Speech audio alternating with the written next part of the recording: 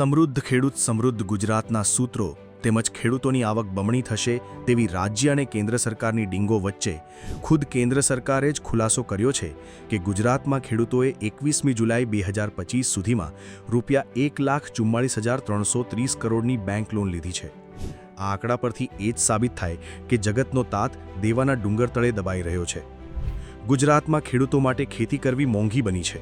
ખાતર જંતુનાશક દવાથી માંડીને ખેતમજૂરીના ભાવો વધ્યા છે। સિઝનમાં અથાગ મહેનત કર્યા પછી પણ જે પાક ઉત્પાદન થાય તે બજાર કે એપીએમસીમાં પહોંચે ત્યારે ખેડૂતોને તેના પૂરતા ભાવ સુદ્ધા નથી મળતા। ખેતીનો ખર્ચ વધ્યો છે પણ ખેત ઉત્પાદનના ભાવ નથી વધ્યા। તેમાંય ચોમાસામાં ભારે વરસાદથી ખેતીને મોટા પાયે નુકસાન જાય તે અલગ। લોકસભામાં રજૂ થયેલા રિપોર્ટ અનુસાર સરકારની બમણી આવકની ડીંગો વચ્ચે ગુજરાતમાં 55 લાખ ખેડૂતોએ બેંક લોન લીધી છે। વર્ષ 2020-21માં ગુજરાતી ખેડૂતોની બેંક લોન ₹96,963 કરોડ હતી, જે વર્ષ 2025-26માં વધીને ₹1,44,330 કરોડ સુધી પહોંચી ગઈ છે। એટલે છેલ્લા 5 વર્ષમાં ખેડૂતોની બેંક લોનમાં ₹47,367 કરોડનો વધારો નોંધાયો છે। આનો અર્થ એ કે ગુજરાતના ખેડૂતોના માથે દેવાનો આંકડો વધતો જ જાય છે।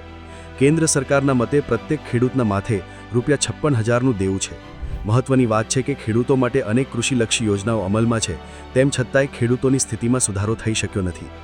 ગુજરાત સરકાર કે કેન્દ્ર સરકાર ભલે ગમે તેવા દાવા કરે, પણ કડવી વાસ્તવિકતા છે કે ખેડૂતો દેવાદાર બન્યા છે।